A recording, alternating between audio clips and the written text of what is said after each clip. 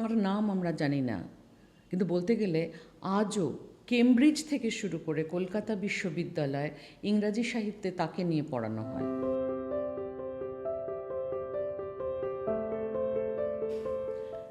নমস্কার, অপরাজিতারা পর্ব 34। এতদিন অবধি আমরা যাঁদের কথা বলেছি তারা কোনো না কোনোভাবে স্বাধীনতা সংগ্রামের সঙ্গে যুক্ত ছিলেন, বা সেই সময় বা তার পরের স্বাধীনতা সংগ্রামের বিভিন্ন পর্যায়ে যুক্ত ছিলেন বলতে পারি, বা সমাজ সংস্কারক হিসেবে বিভিন্ন রকমভাবে মানুষের সঙ্গে যুক্ত ছিলেন। আজকে যার কথা বলবো, অপরাজিতারা তে আমাদের ইচ্ছে যাদের নিয়ে কথা বলবো সেই সব নারীদের নিয়ে যাদের নিয়ে সেরকমভাবে উদযাপন করা হয়নি। সুতরাং তারা শুধু স্বাধীনতা সংগ্রাম নয়, বিভিন্ন ক্ষেত্রেও তারা তাদের পরিচয় রেখে গেছেন, কিন্তু আমরা তাদের চিনি না। আজকে সেরকমই একজনের কথা বলবো, যিনি স্বাধীনতার বহু পূর্বে জন্মেছিলেন, বহু পূর্বে তার মৃত্যুও হয়েছে, কিন্তু তিনি লিখেছেন, তিনি ভাষাবিদ ছিলেন, তিনি অনুবাদক ছিলেন, কবি ছিলেন, কিন্তু তাঁর নাম আমরা জানি না। কিন্তু বলতে গেলে আজও কেমব্রিজ থেকে শুরু করে কলকাতা বিশ্ববিদ্যালয় ইংরাজি সাহিত্যে তাকে নিয়ে পড়ানো হয়। তার নাম শ্রীমতী তরুলতা দত্ত। তরু দত্ত নামেই তিনি বেশি পরিচিত। তিনি জন্মেছিলেন কলকাতায় এক হিন্দু পরিবারে। তার যখন 6 বছর বয়স, তার পরিবার, তার বাবা মা খ্রিস্ট ধর্ম গ্রহণ করেন। এরপরে তিনি চলে যান ইউরোপে, ফ্রান্স আর ইউরোপের বিভিন্ন জায়গায় ঘুরে সেখানে পড়াশুনো করেন। এইখানেই তার এই পুরো জার্নিটার মধ্যেই তার জীবনের সবচেয়ে কষ্টের জায়গা লুকিয়ে, কারণ তাকে কেউই ঠিকমতো চিনতে পারেনি। কলকাতায় বাংলা সাহিত্যের জায়গায় তিনি আসেননি, কারণ তিনি সম্পূর্ণটা ইংরাজি এবং ফরাসি সাহিত্যে লিখে গেছেন, এবং সেখান থেকে ওনাকে একটা সময় আবার কলকাতায় ফিরে আসতে হয়েছিল, সে গল্প আমরা শুনবো। সুতরাং ইউরোপে তাকে উদযাপিত করা হয়েছে, কিন্তু যতটা করা সম্ভব ছিল বা যতটা পৌঁছানো দরকার ছিল সেইটা পৌঁছানো হয়নি। আজকে শুনবো তাঁরই গল্প। 1856 সালের 4ই মার্চ তার জন্ম হয় কলকাতার রামবাগানে। তার বাবা গোবিন্দচন্দ্র দত্ত ছিলেন অনুবাদক, লেখক, সাহিত্যিক এবং সরকারি কর্মচারী। মা ক্ষেত্রমণি মিত্র ছিলেন অনুবাদক। তো এরকমই এক পরিবারে তার জন্ম, এবং স্বাভাবিকভাবেই তার যে সাহিত্যের প্রতি একটা ভীষণভাবেই বিচরণ থাকবে সেটা তো বলাই বাহুল্য। তিনি এইখানেই এইরকম একটা পরিবারে বড় হয়ে পড়াশুনো শিখেছিলেন।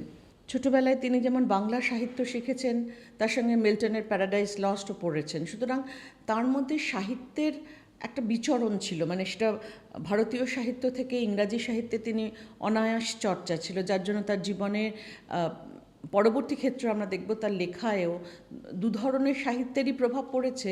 কিন্তু তিনি যেহেতু পড়াশোনাটা গিয়ে শিখলেন ফরাসি দেশে, তার প্রধান লেখা হলো ফরাসি ভাষায়।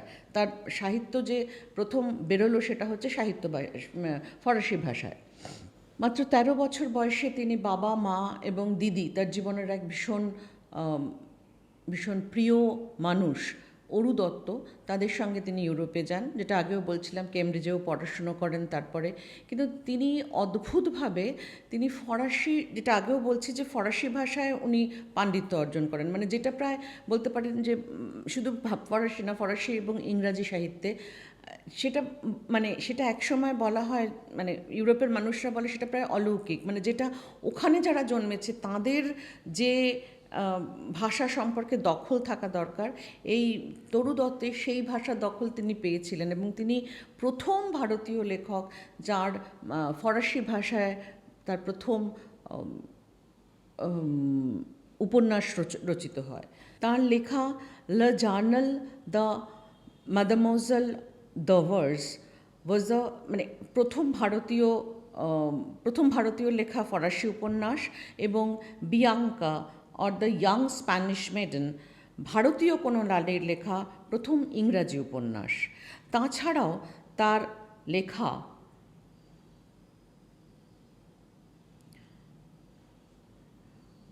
শেফ, এছাড়াও তার লেখা শেফ গ্লিন্ড ইন ফ্রেঞ্চ ফিল্ডস,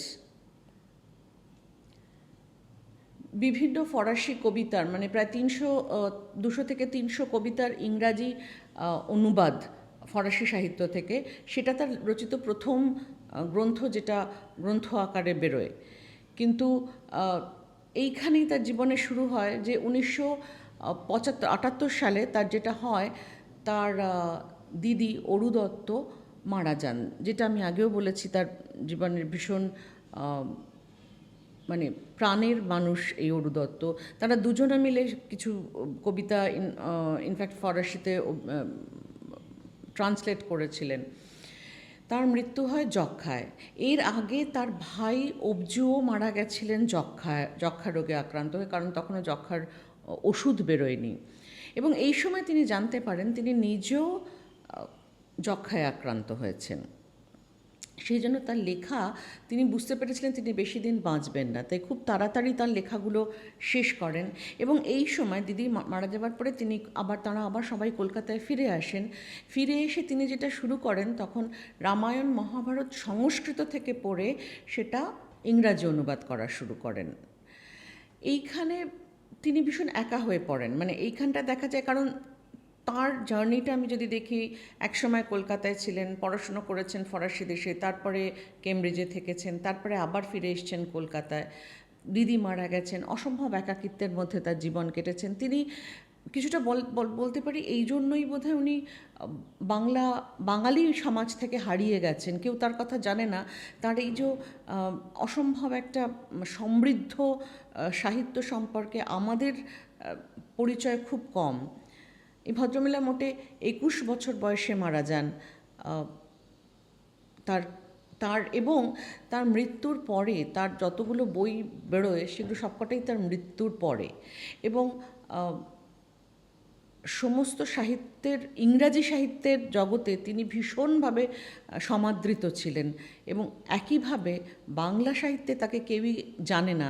এবং তার লেখা এবং তার সাহিত্য মানে একই আসনে বসতে পারে আমাদের প্রথম সারির সাহিত্যের মানুষদের সঙ্গে, কিন্তু আমরা তাকে জানি না, যেহেতু তিনি বাংলায় সেভাবে লেখেননি। আজকে আমাদের অপরাজিতাতে রইল তাঁর প্রতি আমাদের একান্ত শ্রদ্ধা। নমস্কার।